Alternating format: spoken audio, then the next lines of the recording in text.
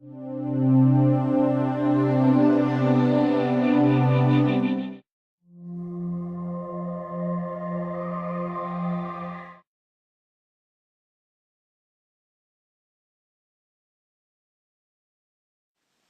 everyone, welcome to our electronic class today. This is our first class, Introduction to Electronic Commerce. My name is Angeline Wang. When we say e-commerce, what is that? What is e-commerce?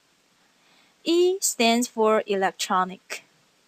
Commerce means doing business. Therefore, e-commerce represents the process of buying, selling, or exchanging products, services, or information via computer networks, which is Internet. Now, we talk about some basic terminology of e-commerce. Pure versus partial EC. EC can take several forms depending on the degree of digitalization. The transformation from physical to digital here. There are three forms when we discuss the degree of e-commerce. The first one is the product or services sold. In product, we have digital product and the physical product. If you go to Amazon and download an ebook, we will call it digital product. If you go to Amazon and order a physical book and then require FedEx to ship it to your home, we call it physical product. The second is the process. For example, how you order the products and how you pay for the products. These are process. And here we see digital process or physical process. If you pay your money to the FedEx, use your cash. That's physical process. But sometimes you just use your credit card. You just enter your number and you finish the payment. This is digital process. The last form is the delivery method. It means how you get your ordered products. You download it from a website or ask FedEx to ship it to your home. If you download an ebook from website, it is digital delivery method. If you ask someone to ship to your home, that's physical delivery method. These alternatives create 8 cubes. We can see here 8 cubes 1, 2, 3, 4, 5, 6, 7, 8. The first one, in traditional commerce, we can see all 3 dimensions are physical. In pure PC, all dimensions are digital.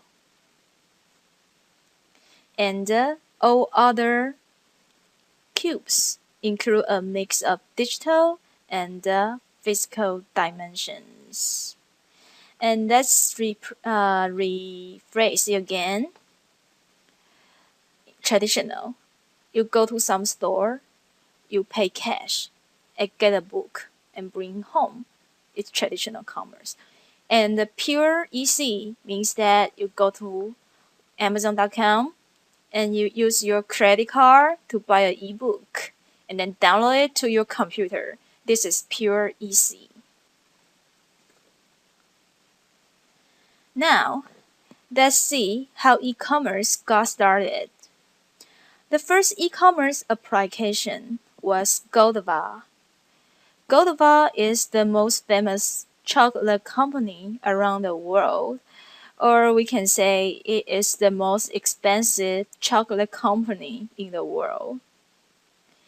As we know, the demand for high-quality chocolate has been increasing rapidly since 1990s. Therefore, there are many competitors Godiva was facing. And Godiva tried to look for ways to increase its sales. Then it tried online sales in 1994. The online sale trial was so successful that you can see Godiva is the most leading chocolate company in the world now. Therefore, probably we can give this credit to e-commerce. Then I will bring everyone to take a look at Godiva.com buy chocolate online. We can see what's the main factors of an e-commerce site.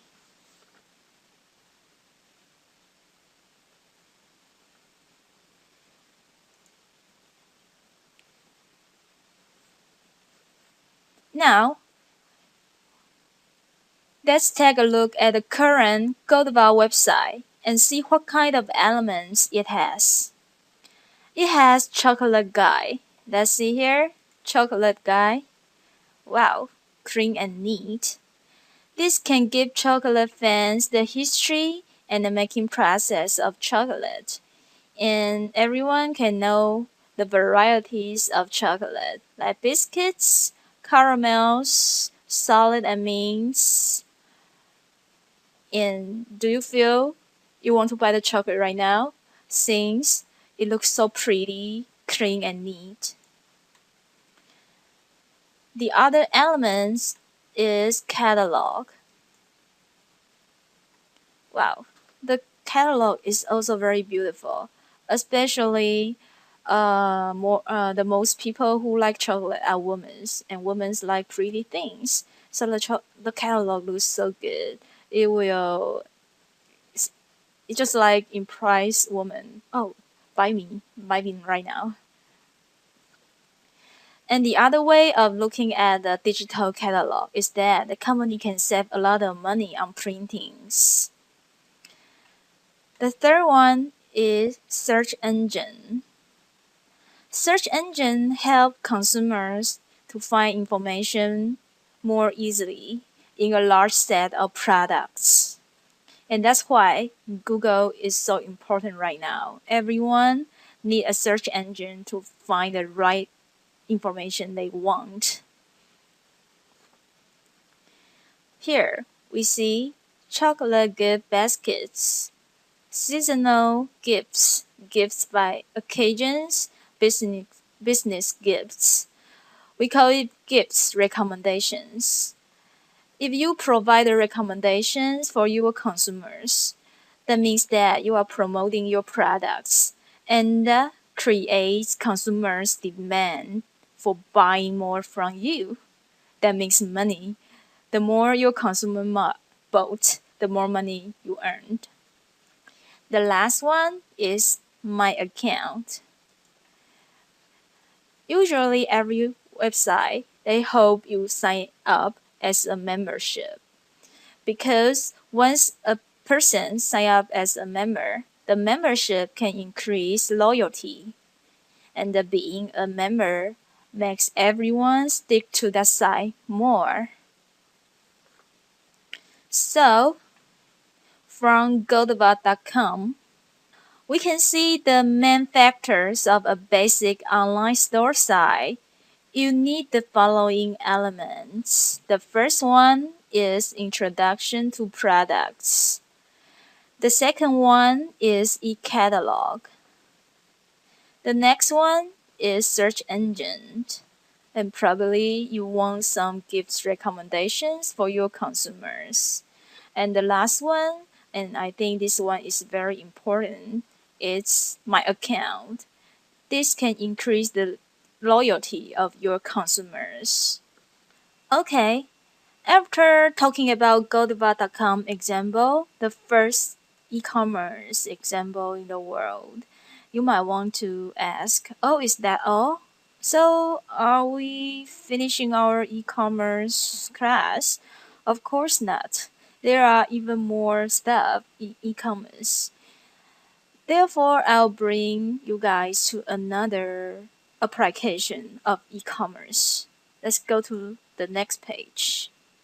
Boeing collaboration example.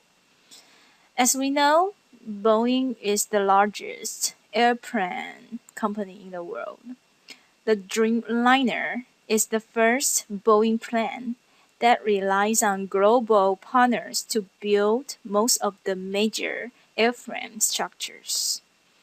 Partners at 4 intermediate locations in Asia, Europe, USA complete the major sections first, and then those sections are flown to Everett in USA for snap together final assembly.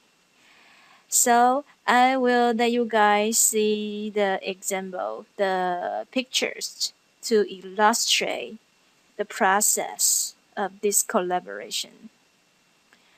Let's go to their website here. Yeah, first, let's see the idea. As we know, Boeing airplane is so large, they have many parts, and different parts are completed in different locations in the world first, and then everything will send to USA, Everett, so for final assembly. Yeah. So if you are very interested in this, you can go to this website and to see the details by yourself, and I will bring everyone just like a overview of this idea.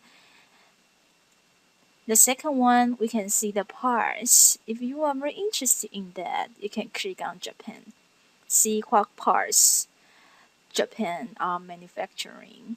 So, here. Because in Japan they have Kawasaki Heavy Industries. They build the fixed trailing edge, and the other Fuji Heavy Industries. They are building wing bugs. Now let's try Canada. It's the neighbor of the USA. What Canada is doing? Yeah, they are doing the parts of wing to body fairing assembly. Also, they are doing something like main landing gear doors. How about Italy? Are they making shoes? Oh, of course not. They are building like horizontal stabilizer. Of course, we would like to take a look at USA. Here is building Spirit Aero Systems. Yes, it's like engines, the software system, almost the most important part of the brand, like an airplane brand. So usually USA will keep the most core part in their own country and distribute other parts to partners located in the world. Yeah. After everything is completed, these parts will be shipped to USA. So they'll have some shipping stuff here, shipping history happen here, and major assembly sites. Yeah, so everyone can come to the website for a deeper understanding. And now let's go back to our slides here. So this is the pictures in Japan. This is the building site in Japan. They are building Boeing 787 wings.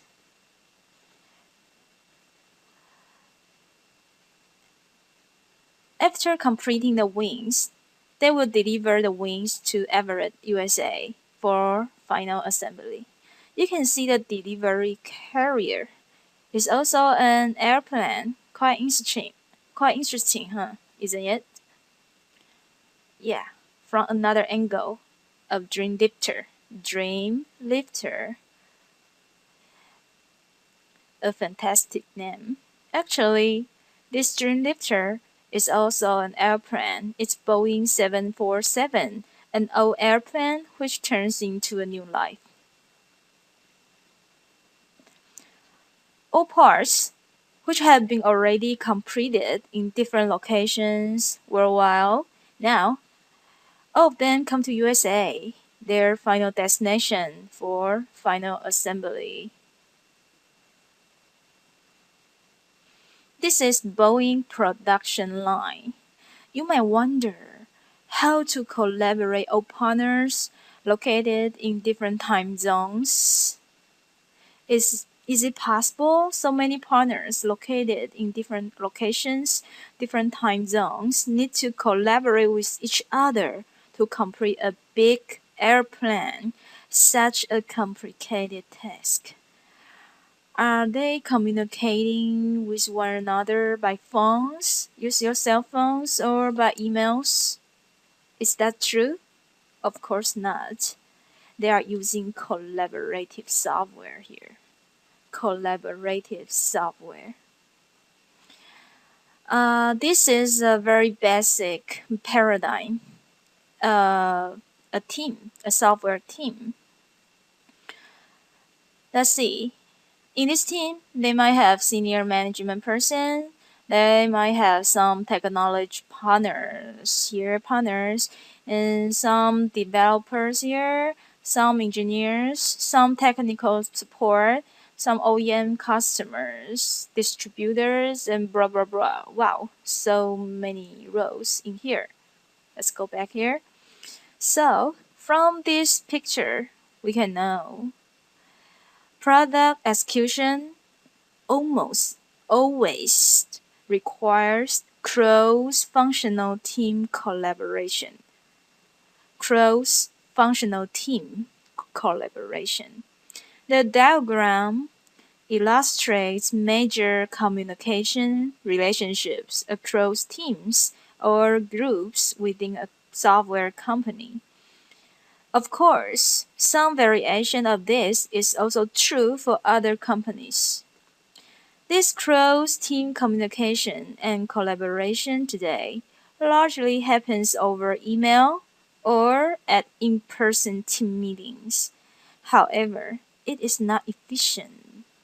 Especially nowadays, many companies have branches or partners located in different time zones and locations. In many companies, different teams are spread out in different parts of the same building or in different buildings, in different cities, even in different countries. Even worse, they are in different time zones, which makes communications more difficult and time wasting and time consuming. Usually, in a company, all these functional teams rely on some person, probably one person of a team, PM, product manager, yeah, to deliver information and perform communications among different teams. However, can you imagine how if PM is away from the work, if he or she is sick or he or she resigned from the work? This will create a single point of failure if the person is not there and nobody can work. No communication among teams can happen. Yeah, so with a structure like this, no wonder over 80% of the projects are late and over budget. And over 2/3 of the products or projects never ship. Yeah, it's a big waste of time and money. 2/3 of projects never ship. Okay, so in order to make information delivery processes optimized for greater efficiencies, collaborative software tools become important.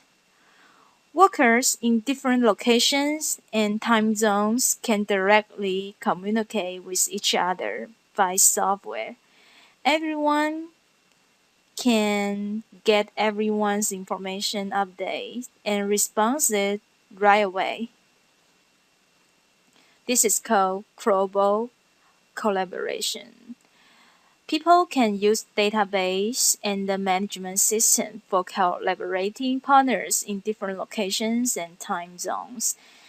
Here is an example. An engineer in Europe solved a problem, and now, oh, it's midnight already. I need to go home. I worked too long today. So, this engineer in Europe, when sleeping, at this time, another engineer in USA wake up in the morning and go to the office at 9 o'clock. And when he log into the collaboration software, he see the update that the engineer in Europe made. Therefore, it can feedback to the update right away. And another engineers in Asia or Australia can continue the work. So by using this kind of collaboration software, what's the benefit? Here, collaborative software can bring us seamless work process. Yeah. Now, are you guys feel, oh, it's kind of ambiguous. I cannot imagine what kind of collaboration software is the gift from God. It sounds fantastic. It can let people in different time zones and location to work together like seamless. They are together. So I will give you a very simple video demo. It's from a company called Box.net. So after looking at the video, you might get a feel of how collaborative software help people in different locations and time zones to work together more efficiently. Now, let's take a look at this video here. Business today is different. More than ever before, we work in teams that are spread out across the globe. Unfortunately, our current means of sharing information are inadequate or overly complex. Email?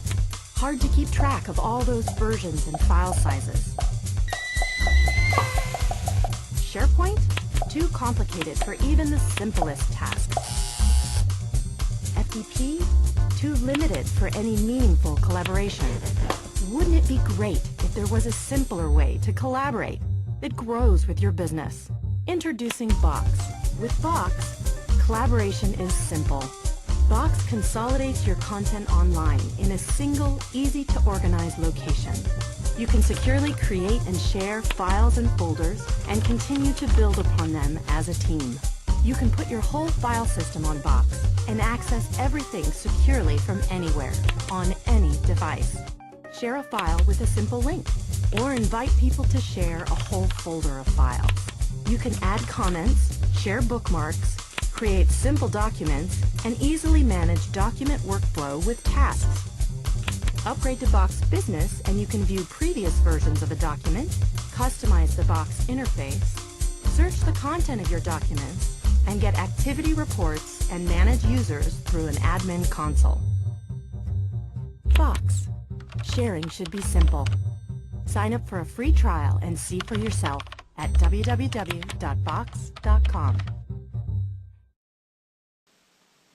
So we are back. So after looking at the video of Box.net, a demo show a collaboration software, I believe everyone already got a sort of feel about how collaboration software is, how it can help people to work together more closely and more efficiently. So that's all for today's class, and I will tell everyone what's the next class about. It's a preview of the next class. We will talk about e-commerce classifications, And in e-commerce, there are a lot of categories, and I list the most important categories here, like B2B, B2C, B2B2C, C2B, C2C. Sounds very familiar, right? And B2E, collaborative commerce. Yeah, I believe now you guys should be very familiar with this one. Collaborative commerce, Boeing, and mobile commerce, e-learning, and e-government. So see you next time. Bye.